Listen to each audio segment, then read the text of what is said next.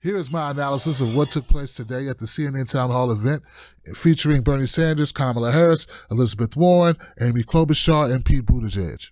Up first was Amy Klobuchar. It's totally disrespectful to have Amy Klobuchar participating. She seemed nervous, testy, ticked off, and didn't like to be questioned much. That's how she came across. It's not good. She didn't come across very likable.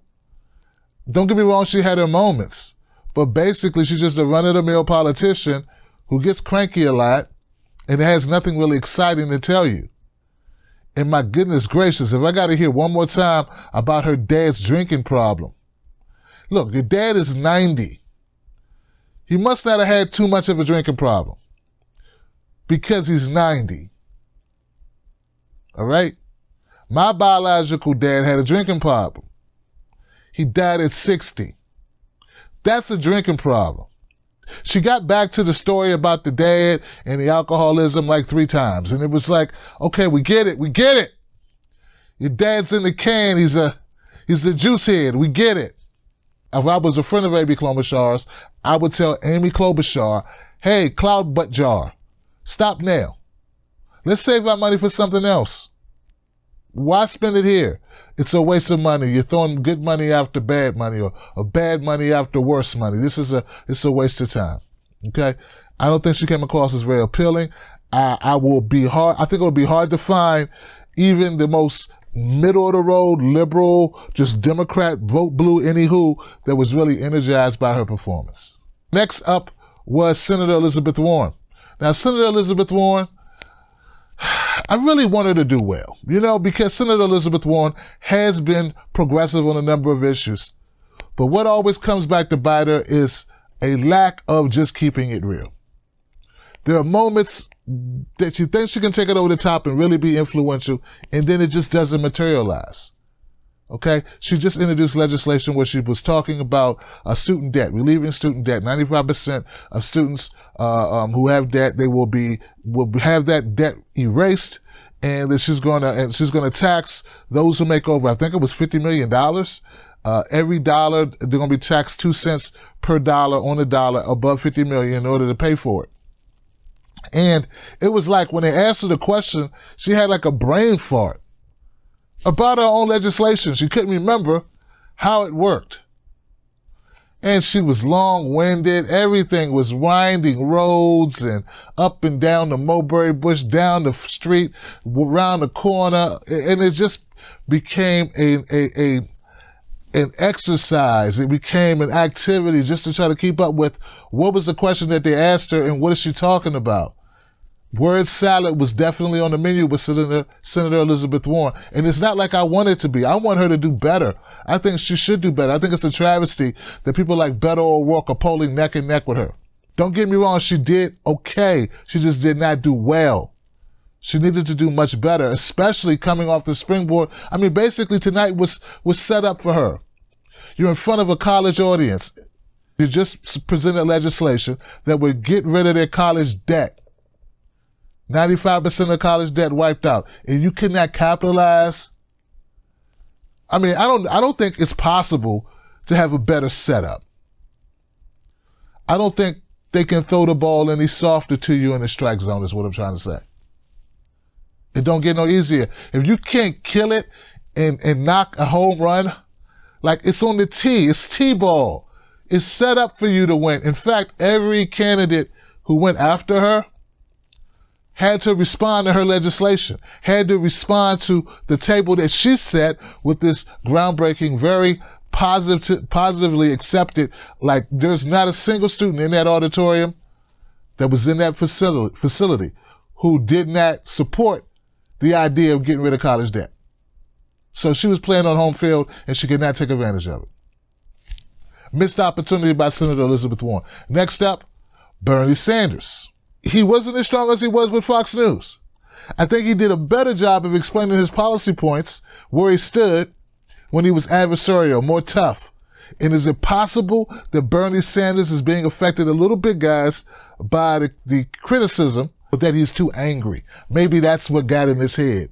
Or maybe he just does better with his back against the wall and he feels like I need to be in defensive mode and I'm going to come out fighting. So they asked Bernie Sanders, as we should have expected, they asked him about reparations.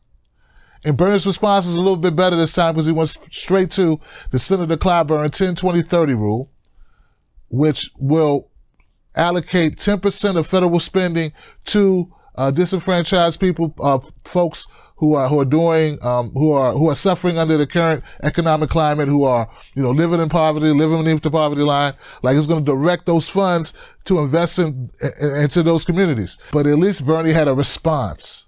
At least he wasn't caught totally flat-footed going, black people, I don't know, black people, reparations, I never heard of this. At least he had a comeback. Was it as good as it should have been? I don't think it was. I think he should have also talked about baby bonds. I wish he would consider that. But I'm glad he had something. I'm up there like, give me something, Bernie. Give me something here, and he did. Overall, Bernie did a really good job. It wasn't his best job, but coming behind Fox and his appearance in Fox where he was hitting all cylinders and he was really on top of his game, I think that's part of the reason why I feel like he did very good, but not as great as I think he could have done. Next up, we had Senator Kamala Harris. Now, Kamala Harris did very good at certain points. She was very strong in the very beginning, in the outset. In fact, someone said to me, Tim, this is the first time I ever heard Kamala Harris where I didn't think automatically that she's just lying to get votes.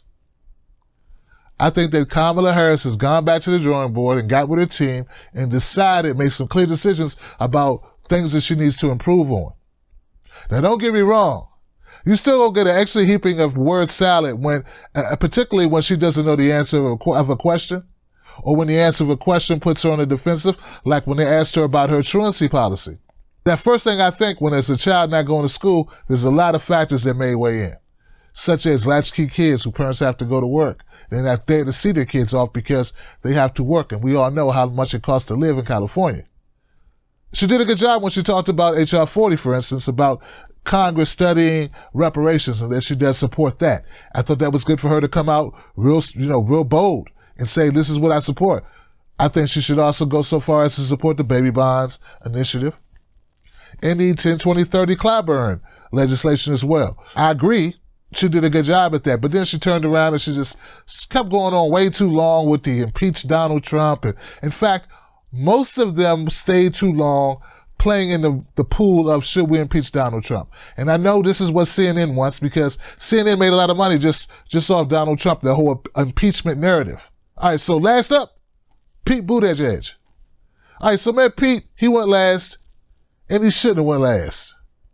You should only go last if you're not to close the show. The last person that goes last is the headliner, and Pete is not headline material. In fact, Pete is still small ball material. The reason why I say that, Pete is long-winded. He's not charismatic. He's not humorous. He's not passionate about anything.